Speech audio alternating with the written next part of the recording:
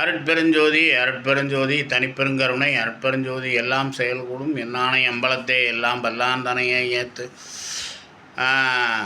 என் இனிய தமிழ் மக்களை வணக்கம். மாண்புமிகு தமிழக முதல்வர் விஜய் சார் அவர்களுக்கும் வணக்கம். அதாவது இப்போது கோயம்புத்தூர் பக்கத்தில் காலப்பட்டின்ற ஊரில் ஒரு பழைய மாரியம்மன் கோயில் 100 வருஷமாக இருந்துக்கிட்டு இருக்குது. அந்த கோயிலுக்கு பக்கத்தில் சர்ச்சு கட்டுறதுக்கு பர்மிஷன் கேட்டாங்க.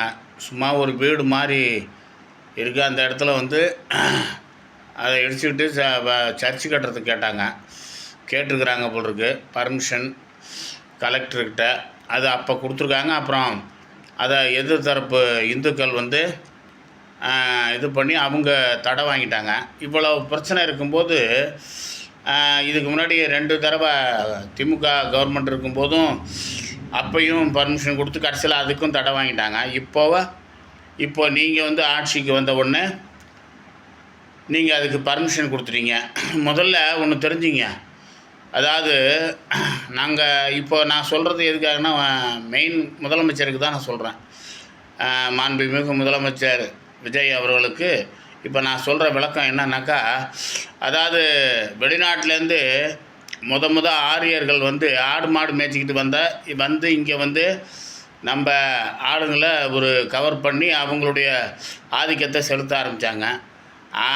அதுக்கப்புறம் முஸ்லீம்கள் நம்ம நாட்டில் இருக்கிற செல்வத்தை கவர்ந்து போக படையெடுத்து கடைசியில் வேறு ஒரு மன்னன் கோரி முகமது நம்ம நாட்டில் படையெடுத்து இங்கே இவங்க நம்ம நாட்டில் வீக்காக இருக்கிற மன்னர்களை பார்த்து அவங்க சண்டையிட்டு கடைசியில் முஸ்லீம் மதத்தை இங்கே பரப்புனாங்க, ஆட்சியை பிடிச்சி. அதே மாதிரி வெள்ளைக்காரன் எப்படின்னாக்கா வியாபாரம் பண்ண இங்கே ஆட்சியை பிடிச்சிட்டான். இங்கே இருந்த மன்னர்கள்லாம் சாய்ச்சிட்டு முஸ்லீம் ஆட்சியெல்லாம் சாய்ச்சிட்டு எல்லாத்தையும் சாய்ச்சிட்டு வெள்ளைக்காரன் ஆட்சியை பிடிச்சான். அவனுடைய மதங்களை பரப்ப ஆரம்பிச்சிட்டானுவோம். அதாவது ஒன்று தெரிஞ்சுங்க, எந்த மதமாக இருக்கட்டும் அதெல்லாம் பிரச்சனை கிடையாது. இப்போ உலகத்தில் அதிகமாக இருக்கிறது கிறிஸ்டின் தான். ஆனால் அந்த கிறிஸ்டினில் இயேசுநாதர் தன்னையே காப்பாற்றிக்க முடியல. அவர் தன்னையே காப்பாற்றிக்க முடியாதவர். இப்போ இயேசு ரட்சிக்கிறார். இயேசு உங்களை காப்பாற்றுவார். இயேசுவின் ரத்தம் புனிதமானது, அது உங்களுக்கு நன்மை செய்யும். இது என்ன, அதாவது நான் ஏதாவது நம்புகிற மாதிரி அறிவுபூர்வமாக சிந்தித்து சொல்லணும். அதாவது அனுதாபத்தின் பேரில் தான் இயேசு கிறிஸ்டின் மதம் பரவச்சு. அவர் கூட இயேசுநாதர் கூட கிறிஸ்டின் மதத்தை பரப்பலை, கூட இருந்தவங்க தான் பரப்பியிருக்கிறாங்க. அந்த உண்மையை தெரிஞ்சுக்கணும். முதல்ல இயேசுநாதர் தன்னையே காப்பாற்றிக்க முடியல. அவர் எப்படி உங்களை காப்பாற்றுவார், நம்மளை காப்பாற்றுவார் எப்படி?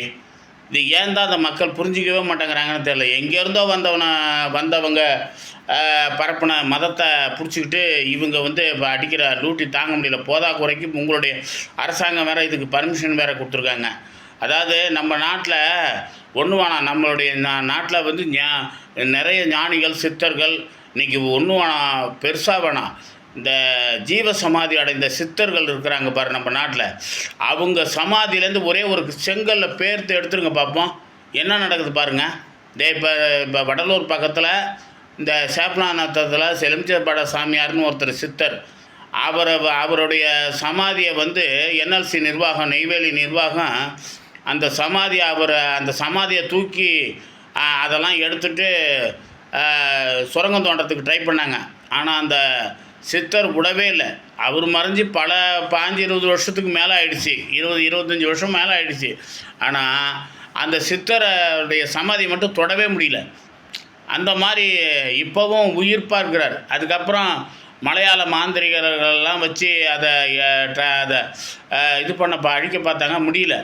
கடைசியில் அவங்களா ஒரு பூஜையை போட்டு உங்களுக்கு வேறு இடம் தரணும், வடலூர் பக்கத்தில் வள்ளலார் நகரில் ஒரு ஜீவ சமாதியை அந்த இடத்துல கொண்டாந்து வச்சு அவர் மறைஞ்ச இடத்துல அப்படியே அடியோடு கொண்டாந்து இங்கே வச்சு அவருக்கு ஒரு மணிமண்டபம் கட்டி கொடுத்துருக்காங்க. அந்த மாதிரி நம்ம சித்தர்கள் ஜீவ சமாதியில் ஒரே ஒரு செங்கல் கூட பேர்த்திருக்க முடியாது.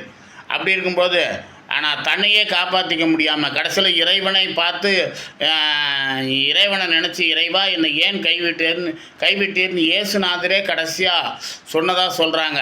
அப்படி இருக்கும் பொழுது அந்த மதத்தை பிடிச்சிக்கிட்டு ஏங்க இன்னும் நம்ம இந்தியாவில் வந்து அதாவது மத கலவரத்தை உண்டு பண்ணுறீங்க? இதுக்கெல்லாம் ஏங்க பர்மிஷன் கொடுக்குறீங்க? நீங்கள் வந்து பொதுன்னு பார்க்கும்போது இந்த பிரச்சனையை ஆராய்ஞ்சு ஏற்கனவே அங்கே 100 ஆண்டு காலமாக மாரியம்மன் கோயில் இருக்கும்போது அந்த இடத்துல சர்ச்சு கட்ட பர்மிஷன் தரலாமா நீங்கள்? இதெல்லாம் தப்பு இல்லையா? வீணாக மத கலவரத்தை உண்டு பண்ணாதீங்க. தயவு செஞ்சு நான் கேட்குறது என்னென்னா, இந்துக்கள் வாழுற பூமியில் இந்த மாதிரி இதை மத கலவரம் வர்ற மாதிரி இந்த மாதிரி சர்ச்சு கட்டவோ மற்ற பள்ளிவாசல் கட்டவோ அனுமதி கொடுக்காதீங்க.